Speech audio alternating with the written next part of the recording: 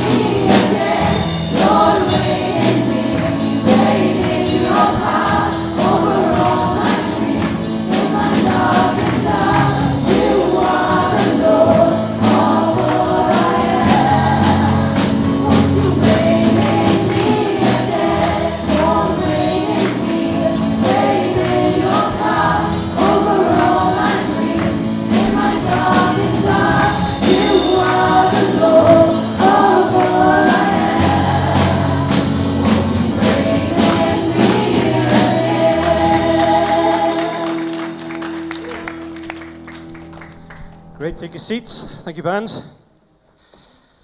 Okay. So when you come in, you should have been given one of these leaflets. Lots of stuff going on in there. Just a couple of things to point out. We've got a golf day coming up on the 5th of July. Trevor's not with us this morning, but if you want to go to that, have a chat with Trevor or one of the guys in Trevor's house group, and perhaps they can help you. A couple of other things.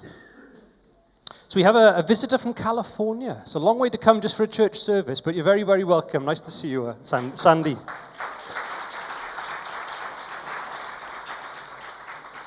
it's always a little bit sad at this time of the year because we get a lot of students coming here, and it's great. But Lois, it's your last day with us. It's been lovely to have you fellowshipping with us, but all the very best for the future and every blessing for whatever God has in store for you next. So thank you, Lois. A couple of other things. Youngsters went camping this weekend, so no snoring from them, please. And we've got a couple of birthdays. Finley, where's Finn? He's at the back there. Finn was 9 yesterday.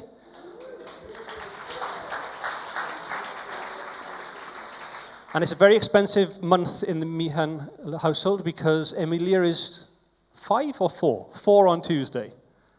There we are. So well done. Yes, congratulations. Have we got anything else here? So one other thing then. We have new parents with us. Come on down the front here. Come on, bring Eliza down and show us. It's always a blessing, isn't it, when we see couples get married and then have children.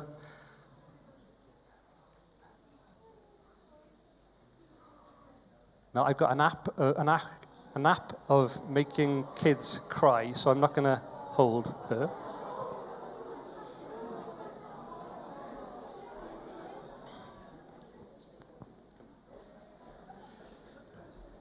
Look at that. Oh, my word. Introduce us to her. Who's this then? This is Eliza. Eliza, your name? No, just Eliza. Eliza. No surname? Oh, look at her. She's gorgeous. Oh, forget the service. Let's just... Oh, my word. I'm going to ask Anna to come up. Let's pray for the couple and the happy new arrival.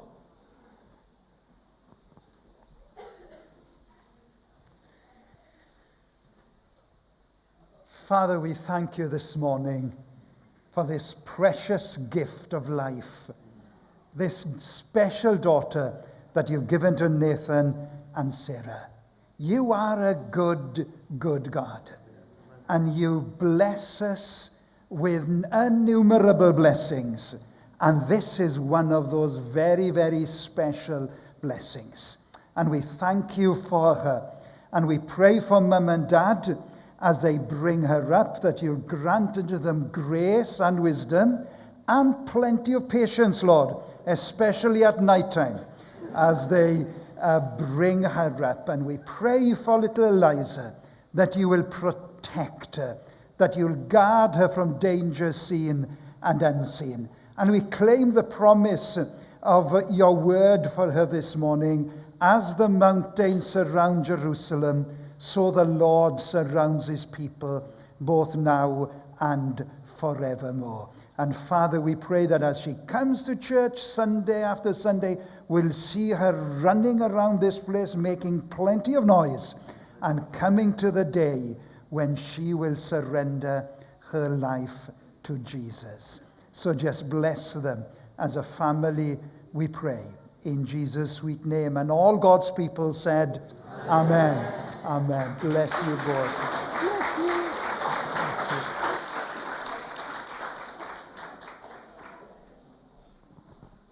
How to derail a service in one easy step, huh? Okay, that's all the announcements then. Just going to read from God's word just for 2 minutes. Shout for joy to the Lord, all the earth. Burst into jubilant song with music. Make music to the Lord with the harp and the sound of singing, with trumpets and the blast of the ram's horn. Shout for joy before the Lord, the King. Let the sea resound and everything in it, the world and all who live in it. Let the rivers clap their hands and the mountains sing for joy together. Let them sing before the Lord, for he comes to judge the earth. He will judge the world in righteousness and the peoples with equity. I'm going to ask the band to come up now. We're going to sing a bit more. I'm going to pray before we do, but if the band could come up. But we're going to be singing to the Lord God Almighty, the great creator, the one who creates heaven and earth, the one who keeps everything moving and sustains everything. So as we come, let's just prepare our hearts with prayer to worship the King.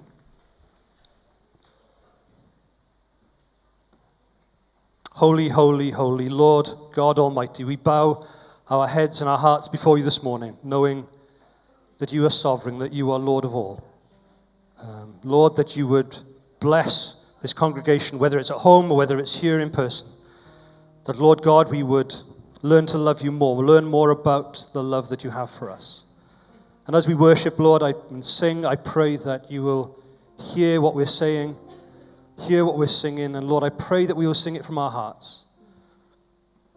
That, Lord, you will be the focus of our attention this morning.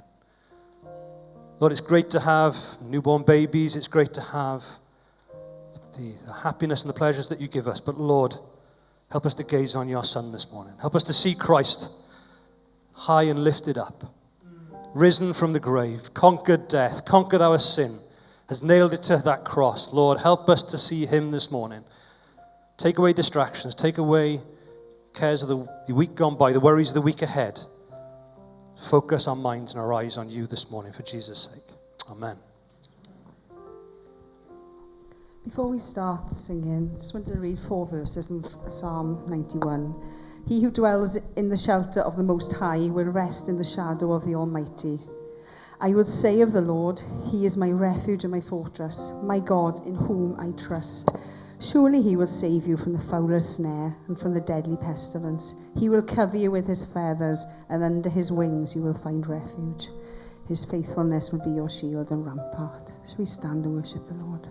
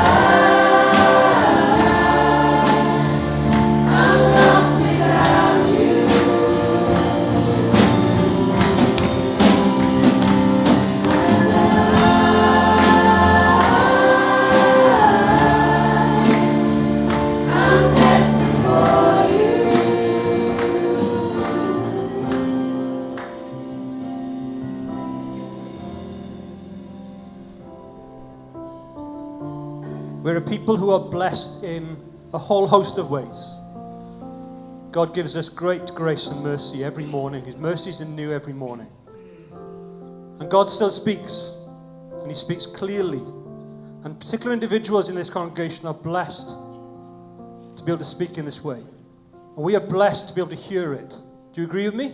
Yes. Absolutely. So Alison, one of our sisters, has a word she wants to share with us. Thank you, Alison. The Lord says, "My child, my beloved, I have paid your ransom. I've called you by name and you are mine, and I will not share you with this world. I want your love to me to be like when you first met me, when I first called you. I want you to be like that man who found treasure in a field and sold everything to have that field and to hang on to that treasure. Hang on to what you have in me. Let go of those things in this world and in your life that I have clearly shown you are not glorifying to me. And as you delight yourself in me, and as you cast off all this stuff that hinders you, you will know me changing your heart, and you will know me opening the storehouses of grace and mercy and glorious heavenly blessing in your life."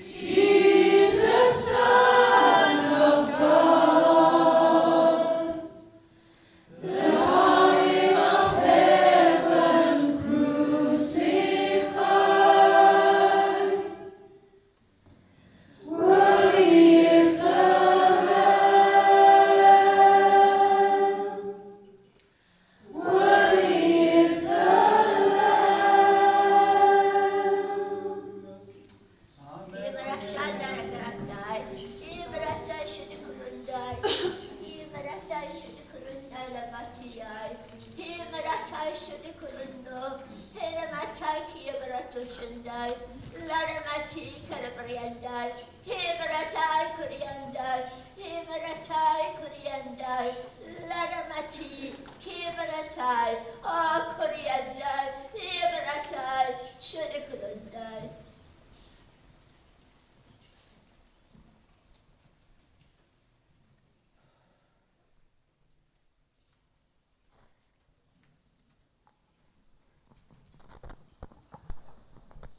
The blood that my son shed for you,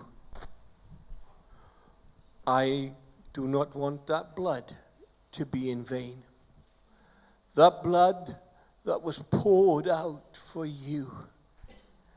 As you see the wars taking place in the world today, but my son's blood was precious, very precious, to restore you, to bring you back and bring you firstly into my kingdom.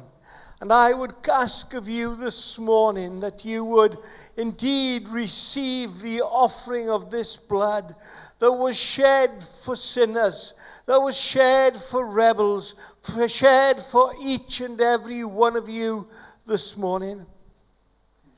You may not think you've done anything wrong, but the very fact that you have sinned and you have come short of my glory. And therefore I would say to you, look to the cross this morning. Look to the cross from whence you will receive forgiveness, from where you will receive healing, from where you will receive restoration. I want to save your souls this morning, but you must come. I want to heal your bodies, but you must come. I want to bring you back into the fold from whence you've gone, but you must come.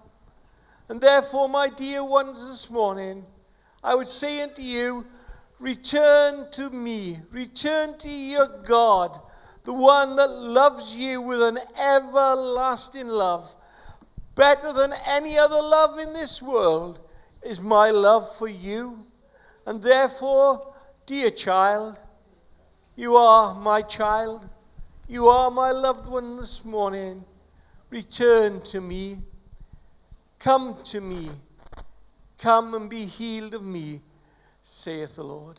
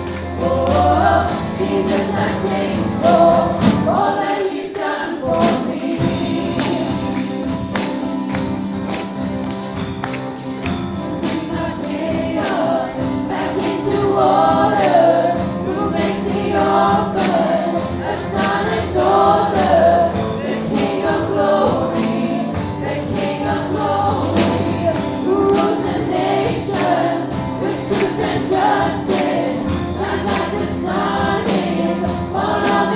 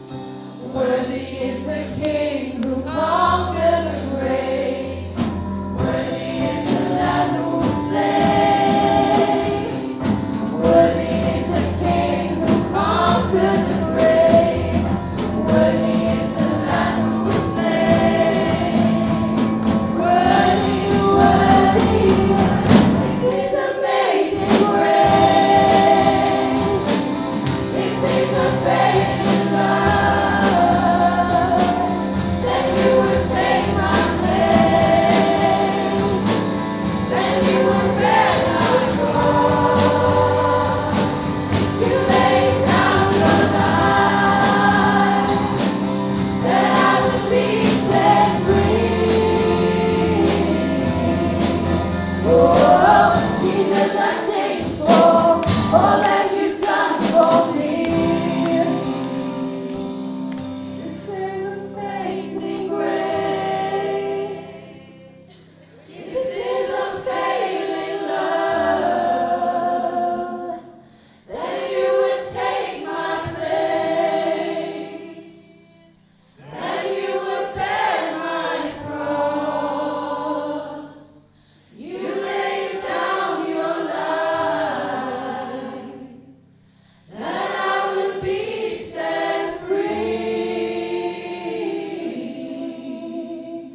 Oh, Jesus, I sing for all that you've done for me. Amen. Hallelujah. Hallelujah. Thanks for leading us in worship, in song worship.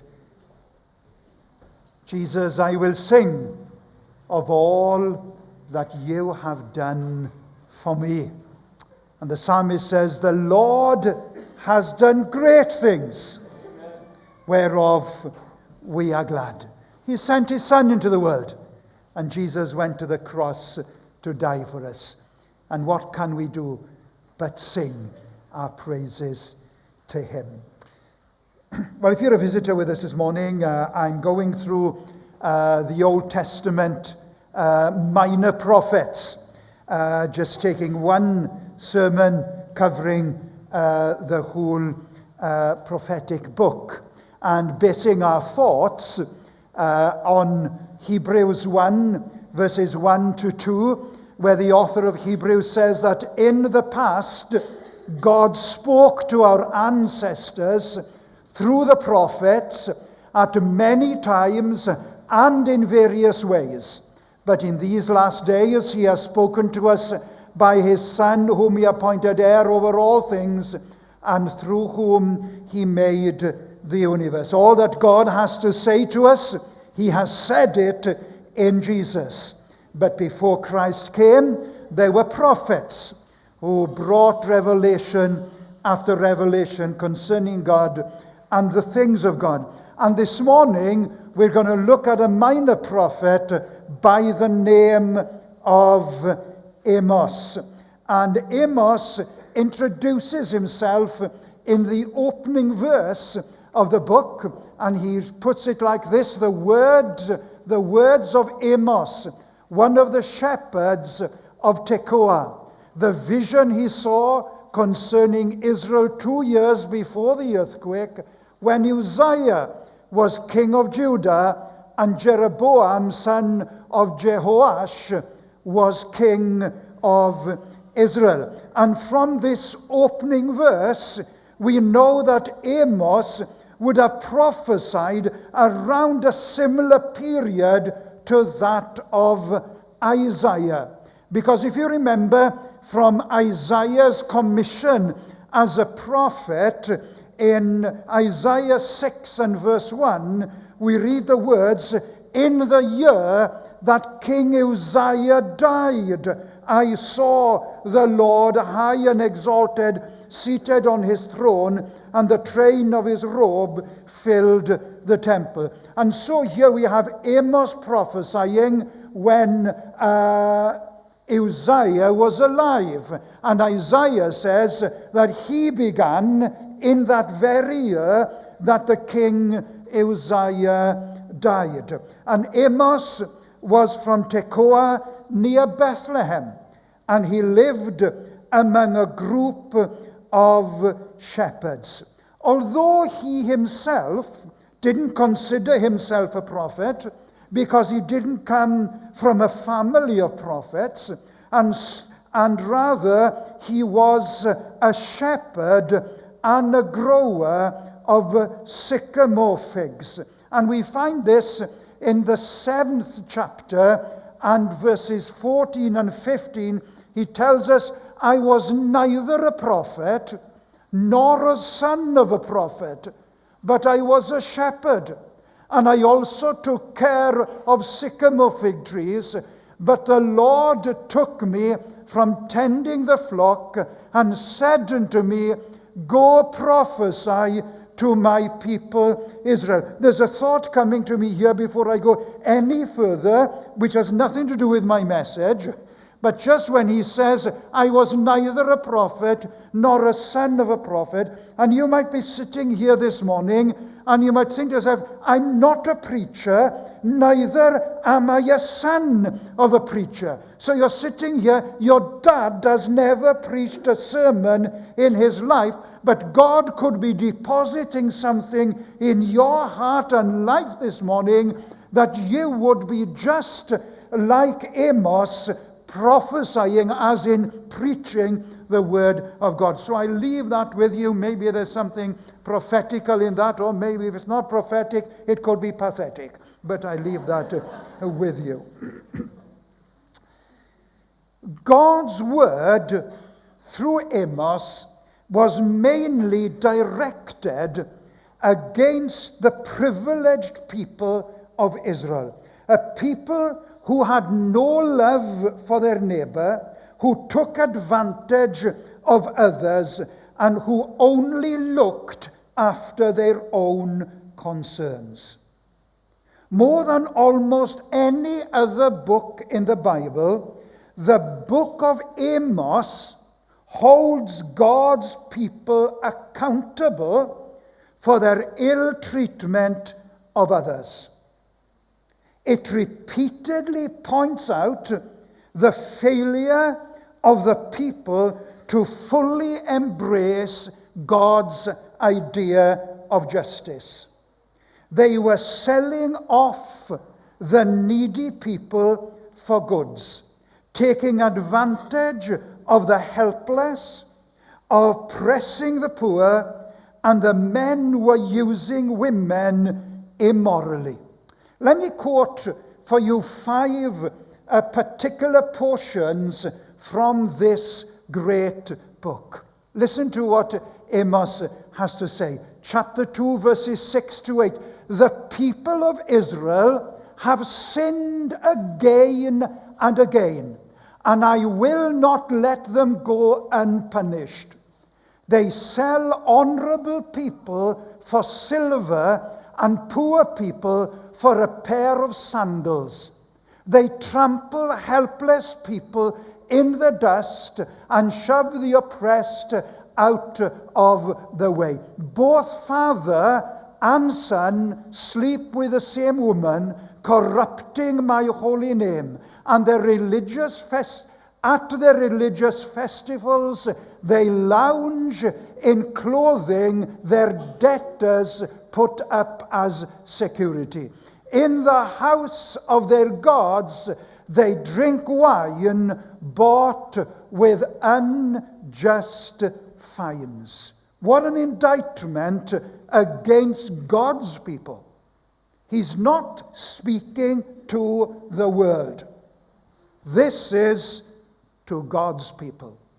Then he says in chapter 3 and verse 10, my people have forgotten how to do right, says the Lord. Their fortresses are filled with wealth taken by theft and violence. He's not holding back here. This is not to the world. This is to God's people. This is to Israel. Then listen to him again. Listen to me. This is God now. This is not my words, remember. Listen to me, you fat cows living in Samaria. Well, if anybody who prophesies here brought this message, I can tell you, my phone this afternoon would not stop ringing. Listen to me, you fat cows living in Samaria, you women who oppress the poor and crush the needy, and who are always calling your husbands, bring us another drink. So ladies, whatever you do, don't do that. Okay? Then, chapter 5, verses 11 and 12. You trample the poor, stealing their grain through taxes and unfair rent. Therefore, you build beautiful stone houses. Therefore, though you build beautiful stone houses, you will never live in them. Though you plant lush vineyards, you will never drink wine from them. For I know the vast number of your sins and the depth of your rebellion. You oppress good people by taking bribes and deprive the poor of justice in the courts. This is to God's people. Listen to him again in chapter 8 and verse 4. Listen to this. You who rob the poor and who trample down the needy. You can't wait for the Sabbath day to be over and the religious festivals to end so that you can get back to cheating the helpless. You measure out grain with dishonest measure and cheat the buyer with dishonest scales. And you mix the grain you sell with chaff swept from the floor. You enslave poor people for one piece of silver or a pair of sandals. When I read these verses, and when you read them, don't you think to yourself, there is nothing new under the sun? Drunk on their own economic success and intent on strengthening their own financial position, the people had lost the concept of caring for one another. And Amos rebukes them because he saw that their lifestyle was evidence that the people had forgotten their God. And then in verse 12 of chapter 4, we have that well-known verse which is mentioned in the book, prepare to meet thy God. And if ever there's been a verse of Scripture that has been taken out of context and misquoted, it's this verse. I'm old enough to remember the days when some evangelicals had sandwich boards. You remember those sandwich boards, some of you? With all the most frightening verses they could find in the Bible printed on them. And this was one of them. Prepare to meet thy God. And it was found sometimes on the walls of gospel halls. Prepare to meet thy God. Sobering and frightening. And they preached it as if this was a word for unbelievers.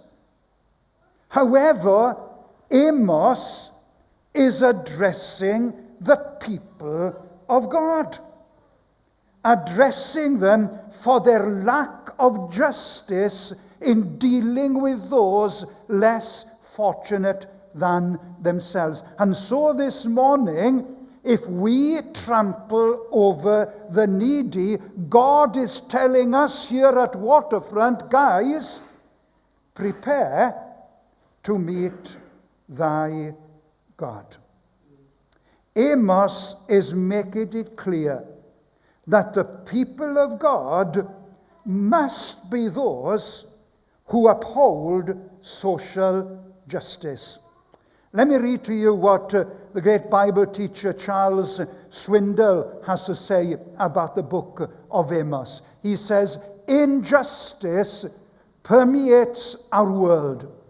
Yet as Christians, we often turn a blind eye to the suffering of others for more important works like praying, preaching, and teaching. But the book of Amos reminds us that those works, while unquestionably central to the believer's life, ring hollow when we don't love and serve others in our own lives. Do you find yourselves falling into that trap at times, prioritizing prayer over service? He's clear we should be praying, preaching, prophesying, and all that stuff. But he's saying it's hollow. unless we serve and remember those less fortunate than ourselves. Think of Paul when he writes to the church in Corinth. In 1 Corinthians 12 and 14, he mentions spiritual gifts.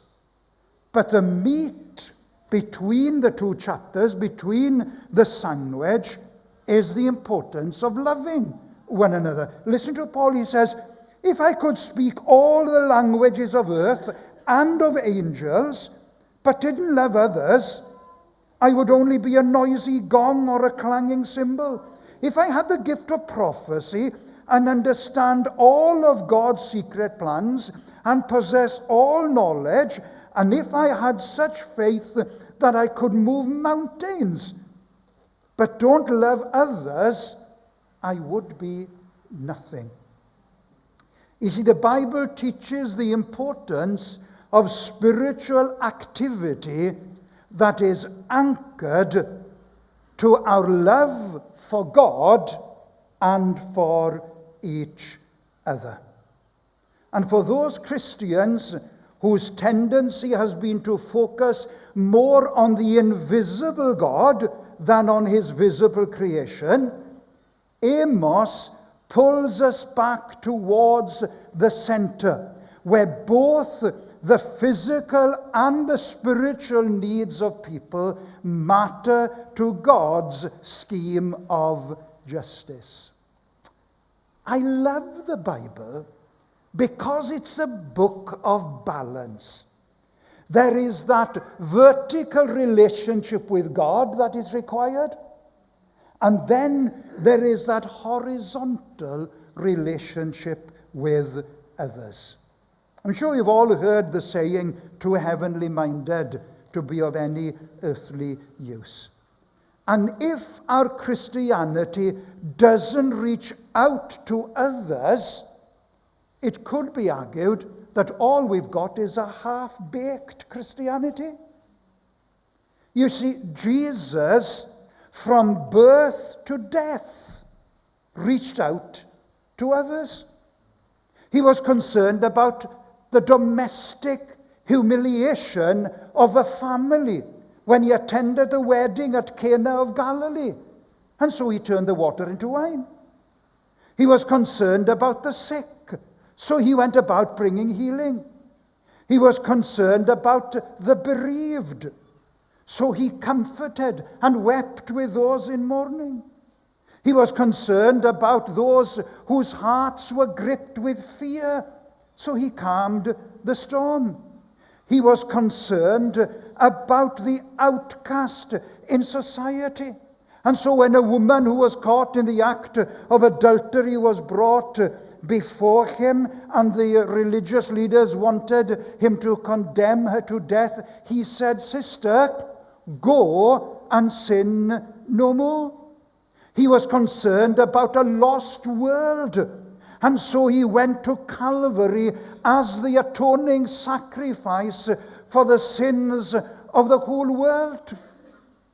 Jesus said, "For even the Son of Man came not to be served, but to serve others and give his life as a ransom for many." Because, friends, Christianity is not all about doctrine and preaching, but also about loving and serving. And so God speaks in Amos 3 and 10, "My people have forgotten how to do right, says the Lord." This was his word to the nation of Israel. And let me say, this is his word to the Church of Christ today.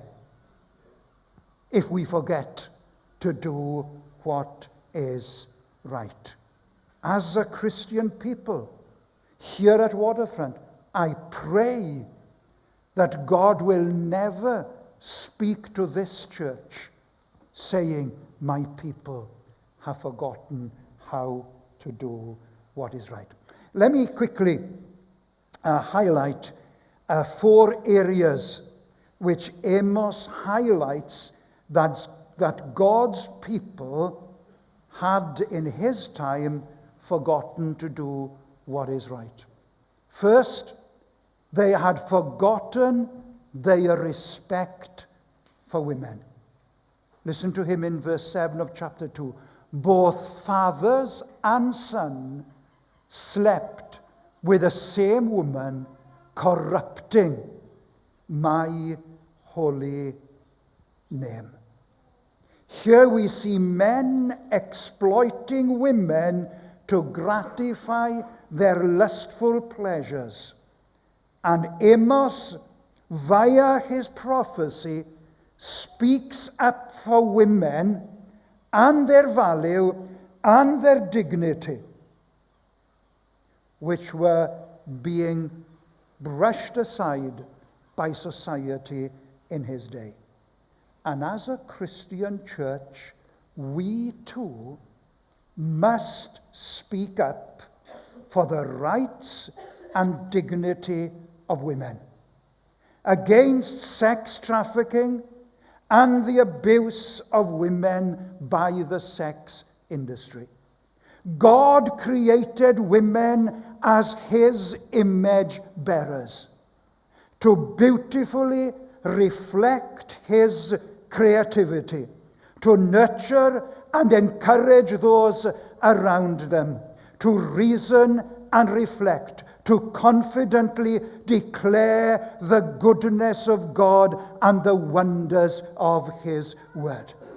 Waterfront Community Church must be a safe place for women, a place where they are loved, where they are valued, where they are respected, lest we come under the same judgment as Israel in the days of Amos.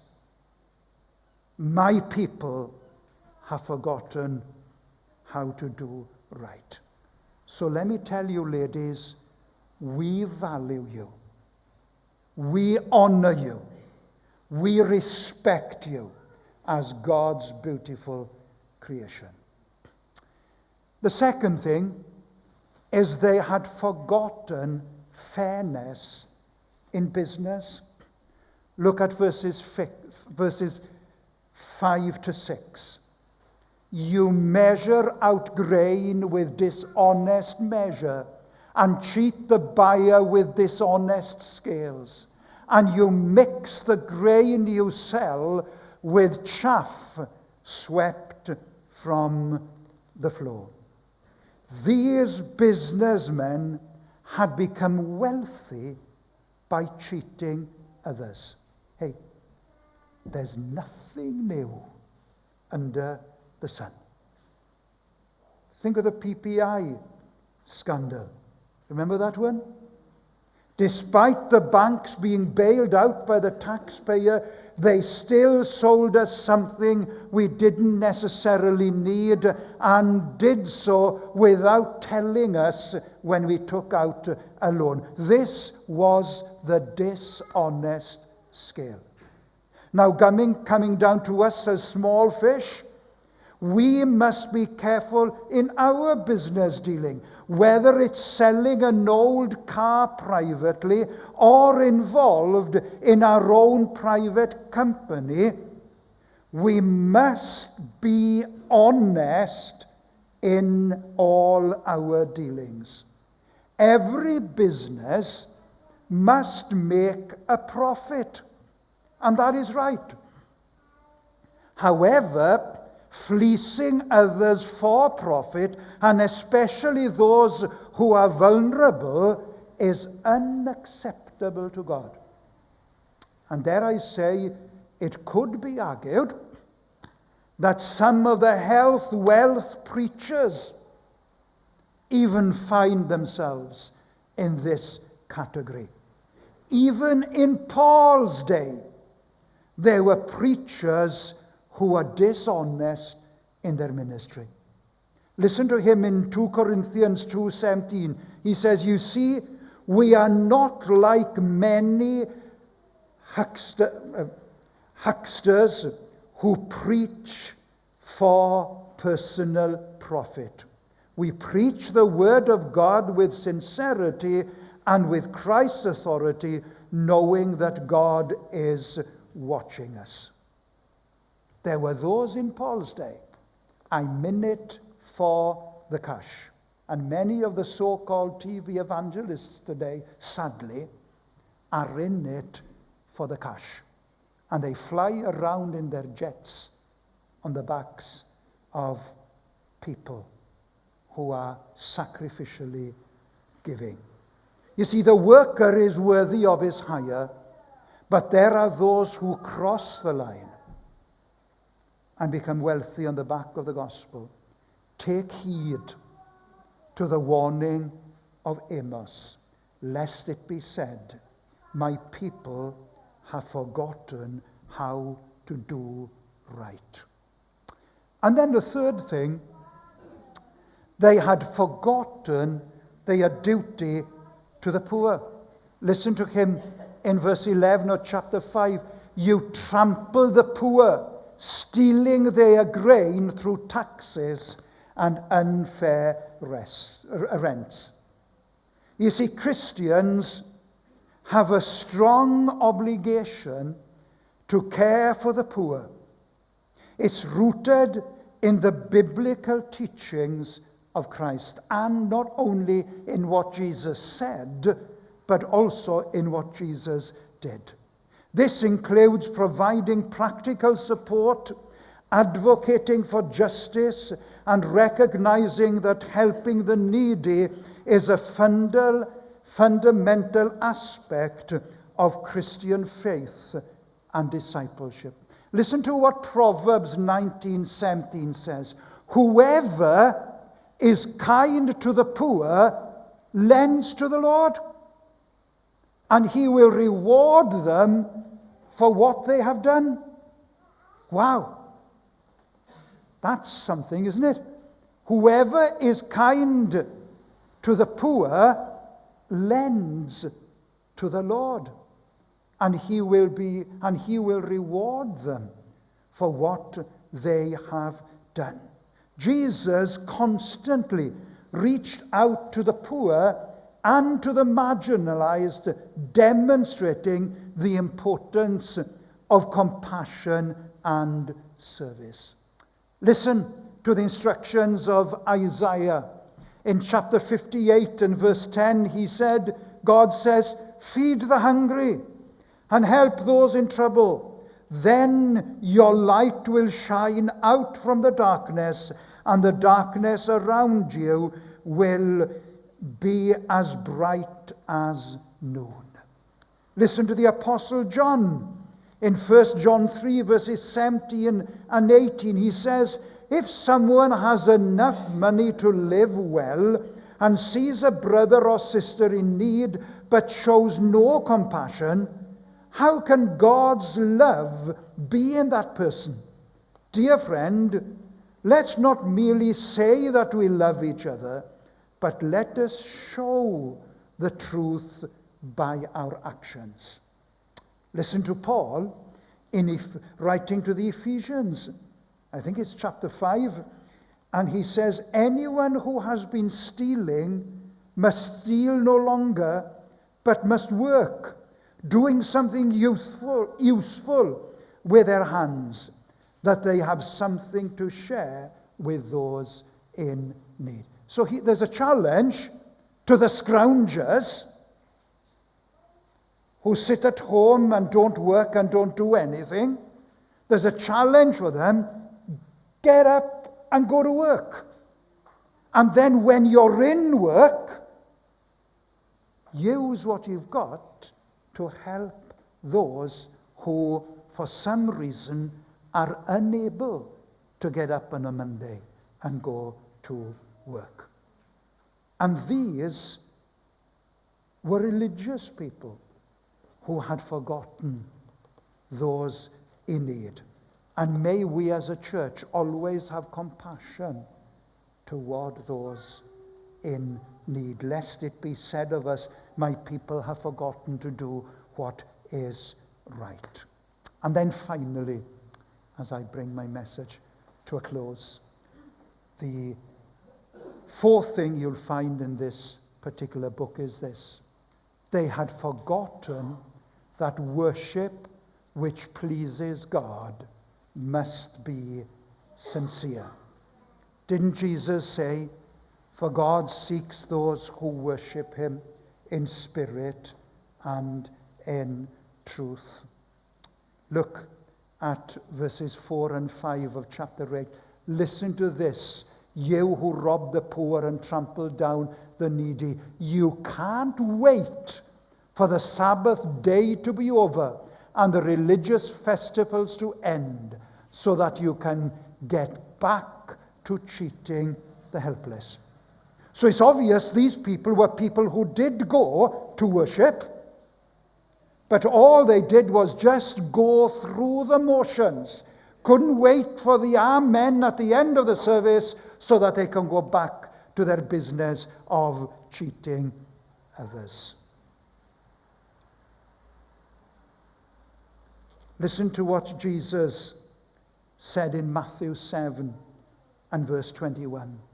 He said this, "Not everyone who says to me, 'Lord, Lord,' will enter the kingdom of heaven, but only the one who does the will of my Father who is in heaven." It's easy to come to church and just say, "Lord, Lord." The rubber hits the road when the amen is pronounced and I've got to leave and be Jesus in the community. I remember hearing one preacher saying the most important part of the service is when the minister stands and says, "May the grace of our Lord Jesus Christ, the love of God, and the fellowship of the Holy Spirit be with you all. Amen."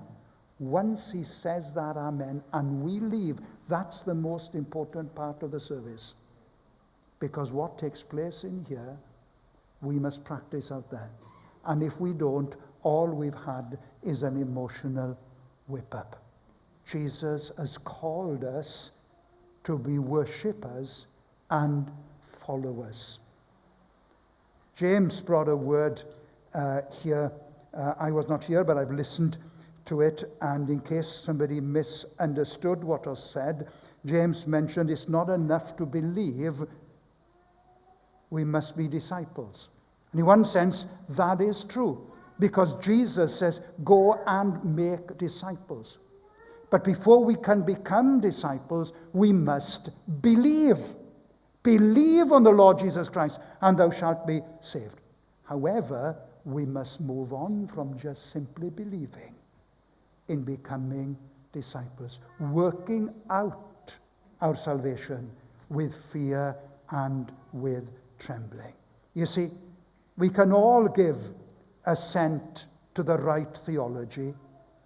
We can all sing the right songs, pray eloquent prayers, but if it's all shop window and no relationship that changes our lives, then all we have is religion that is void of salvation. Listen, God is looking for a people who will worship him in spirit and truth, a people who are in relationship with his son Jesus. And Jesus in his priestly prayer said, "Now this is eternal life, that they might know you, the true God, and Jesus Christ, whom you have sent." And so let me close by asking a simple question. Is it only religion you have? Or are you in a relationship with Jesus? You see, religion kills. Religion can kill. There are wars going on in the Middle East today in the name of religion. Religion kills. But relationship brings life. Religion is all form, rules, and regulation. It's void of grace. God invites you this morning to know Jesus and become a sincere worshipper whose worship is not only in words but in deeds. Here at Waterfront, we do not want it to be said of us, my people have forgotten how to be right. Prepare to meet thy God. I don't want this church to become an Israel. I want it to be a Jesus-centered church. We want to be a people who action the words of Luke 10:27. Love the Lord your God with all your heart and with all your soul and with all your strength and with all your mind, and love your neighbor as yourself. In what Alison brought us this morning, she said, I want you to love me as you did on the first day you knew me. Sadly, as the years went by, Israel had moved from that love. And so this was their indictment. And if for some reason this morning, because we all have our ups and downs in life, and you find yourself having lost something of that first love. In the second prophetic utterance, God said that he was a God of restoration. And he can restore you this morning. God wrote, God spoke in Revelation to the, I think it's chapter 2, to the church at Ephesus. Good church. He commends them. He speaks well of them for all the good stuff they did. But he said, I got one thing against you. You have forgotten your first love. And this morning, come back to first love. And I'm preaching to myself as much as you as a congregation. Let's come back to first love so that we will know that we know that we know God will never say to us, my people in Waterfront have forgotten how to do right. Prepare to meet thy God. Amen.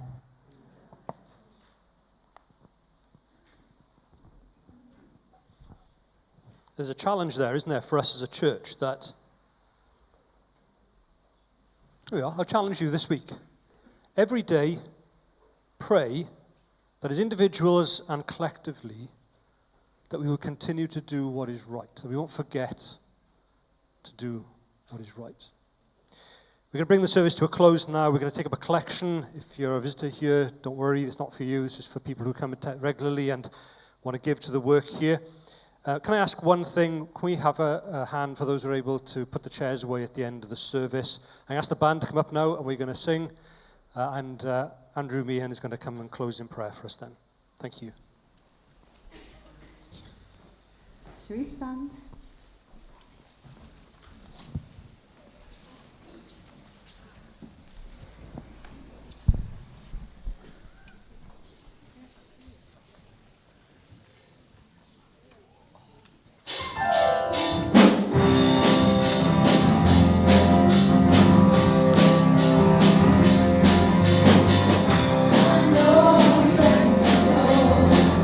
His blood is covering the sin of me.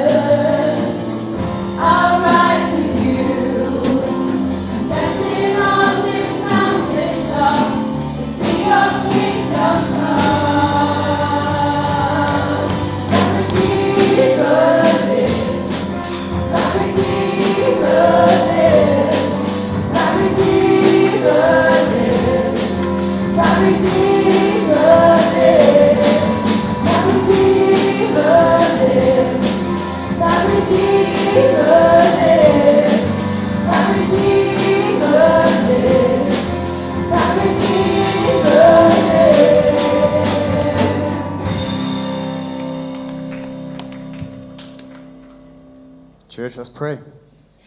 Father God, I thank you for this morning. I thank you for your gift of church. I thank you for the gift of the gathering, Lord God. But I thank you that we're not here to remain here. We're to go and serve. Father, I thank you that you've placed us on purpose for a purpose. That, Lord, Sundays, they're the push, not the point. And so, Father, I pray that we are your hands and your feet on the other side of those doors. I pray that you remind each of us of our obligation in terms of our love for you, our love for each other, and our love for the world. Father, we've all been, those of us that know you, more than ready enough to repent, to be saved. But Father, would you have each of us surrender enough to serve? That, Father God, we would be your hands and your feet. In Jesus' good name and for your glory. All of God's people said, Amen.